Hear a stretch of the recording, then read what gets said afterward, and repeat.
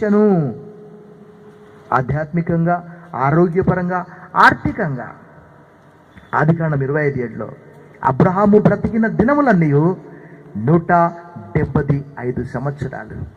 కీర్తనకాడు మరొక చోట అంటాడు, గర్భము నుండి నన్ను తీసిన వాడవు నీవే కదా. 22వ కీర్తన 9వ వచనము, నా తల్లి యొద్ద నేను స్తన్యపానము చేయుచుండగా నీవే కదా నాకు నమ్మిక పుట్టించితివి. 10వ వచనము, నా తల్లి నన్ను కన్నది మొదలుకొని నా దేవుడవు నీవే, గర్భవాసినది మొదలుకొని నాకు ఆధారము. చూశారా, బాల్యం నుండి ఎప్పటి వరకు అంట, వృద్ధాప్యం వరకు. అదే కీర్తనాకారుడు 48వ కీర్తన 14వ వచనంలో అంటాడు, ఈ దేవుడు సదాకాలం మనకు దేవుడై ఉన్నాడు, మరణం వరకు ఆయన మనల్ని నడిపించు. అయ్యో నా వృద్ధాప్యం ఏమైపోతుందో చింత చాలా మందికి. కీర్తనాకారుడు అంటాడు 23వ కీర్తన 6వ వచనంలో, నేను బ్రతుకు దినములన్నీ కృపా క్షేమములే నా వెంట వచ్చును, చిరకాలం నేను యెహోవా మందిరంలో నివాసము చేసేదను. As long as I live on this earth, దై గుడ్నెస్, దై మర్సీ, దై love will follow me. I will dwell in the house of the lord.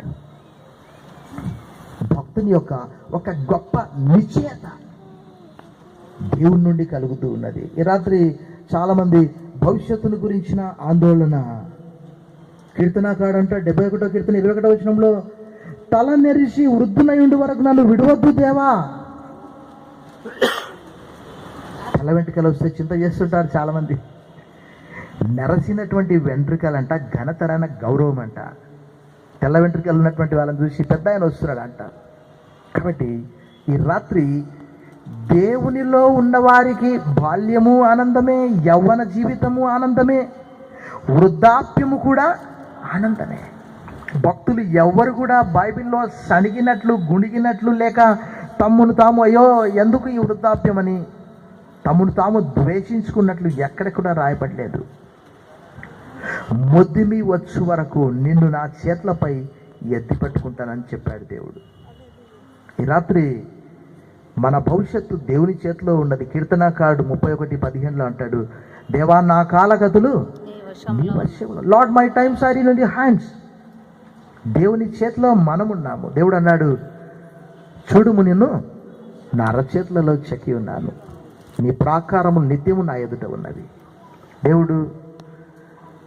దేవుని వాక్యంలో రాయబడి ఉన్నది, అన్ని ఆకాశము భూమి గతించిన నా మాటలు ఎన్నటికీ గతించమన్నాడు. మత్తయి సువార్త 24:35. ఈ రాత్రి మరి వృద్ధులు విక్టర్ గారు దీర్ఘాయు చేత ఆశ్రయించబడము, సేవకులు రవీంద్ర గారు వారి యొక్క తండ్రి యొక్క బాధ్యత, ఆయా సంఘాల్లో జరిగిస్తున్నటువంటి పరిచర్యను బట్టి, ఆయా గ్రామాల నుంచి వచ్చినటువంటి విశ్వాసులు వారు లోకానికి వెలుగుగా ఉండాలి. యేసుప్రభు వారు చెప్పిన రీతిగా, యేసుప్రభు మొట్టమొదట అన్నాడు, I'm the light of the world, నేను లోకానికి వెలుగు అన్నాడు యోహాను సువార్త 8:12. తర్వాత మనందరినీ కూడా మీరు లోకమునకు వెలుగై ఉన్నారు, కొండ మీద నుండి పట్టణం మరుగై ఉండనేరదు అని మత్తయి సువార్త 5:14 యేసుప్రభు వారు సెలవిచ్చారు. ఇక్కడ కూర్చున్నటువంటి మీరందరూ ఒక్కొక్కరు కూడా దేవుని వాక్యంలో రాయబడినటువంటి రీతిగా యెషయా గ్రంథం 60:22లో వారిలో ఒంటరి అయిన వాడు 1000 మంది అగును, ఎన్నిక లేని వారు బలమైన జనమగును, యెహోవా నగు నేను తగిన కాలమందు ఈ కార్యం నేను చేస్తానని చెప్పాడు. ఈ రాత్రి ఇక్కడ కూర్చున్నటువంటి వారందరూ కూడా మీరు నివసించే ప్రాంతంలో, పనిచేసే ప్రాంతంలో మీరు లోకానికి ఉప్పుగా వెలుగుగా ఉన్నప్పుడు ప్రభువుకు మహిమ, మన సంఘానికి గుర్తింపు గౌరవము, మన కాపరి గుర్తింపు గౌరవము, మన దేవునికి మహిమ కలుగుతుంది. ఈ రాత్రి మనం కూడా దేవుని వాక్యంలో రాయబడిన రీతిగా మనం దీర్ఘాయు చేత ఆశ్రయించబడాలంటే యెహోవా యందు భయభక్తులు కలిగి ఉంటా. దీర్ఘాయువునకు మూలము భక్తిహీనుల ఆయుష్. దేవుని వాక్యంలో రాయబడ్డది, నీ ఆయుష్ కాలము కంటే ముందుగా నీ వేళ చనిపోతావు నువ్వు అడ్డమైన పనులు చేసి. ఈ రాత్రి మనం కూడా ఒక్కరోజు బ్రతికిన భక్తుడు రోమాపత్రిక 14:7-8 అంటాడు, మనలో ఎవడు తన కోసరము బ్రతకడు, మనలో ఎవడు తన కోసరము చనిపోడు, మనం బ్రతికినను ప్రభు కోసరమే, చనిపోయినను ప్రభు కోసరమే, ప్రభు వారమై ఉన్నామని భక్తుడు అంటున్నాడు. ఈ రాత్రి మనం కూడా మరి వారింత వృద్ధాప్యంలో కూడా చక్కటి ఆరోగ్యంతో ఉన్నాడు. ఎనీ టైం నేను వచ్చి ప్రేయర్ చేసినప్పుడు వారు చాలా చక్కగా పాట పాడతారు. వారి పాత జ్ఞాపకాలన్నీ కూడా చెప్తూ ఉంటాడు. Will be speaking in English. Pastor what are you speaking, ఇలా మాట్లాడుతూ ఉంటాడు ఇప్పుడు కూడా.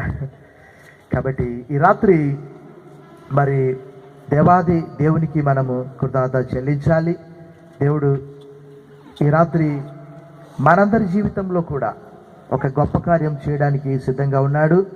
మరి సేవకులు రవీంద్ర గారు చేసినటువంటి పరిచర్య, మరి ఆయా ప్రాంతాల్లో ఉన్నటువంటి చర్చెస్ కానీ, లేక కాపరులు కానీ, విశ్వాసులు కానీ, వారందరూ కూడా రాబోయే దినాల్లో దేవుని రాజ్య విస్తరణ కొరకు, దేవుని రాజ్యంలో పనిచేయడానికి, సంఘ విస్తరణ కొరకు దేవుడు వారందరినీ కూడా వాడుకోవాలని ఈ రాత్రి ఆయా ప్రాంతాల నుంచి వచ్చినటువంటి వారు కూడా దేవుని దీవెనలు మెండుగా పొందుకోవాలని కోరుకుంటూ వాక్యాన్ని ముగిస్తున్నాను.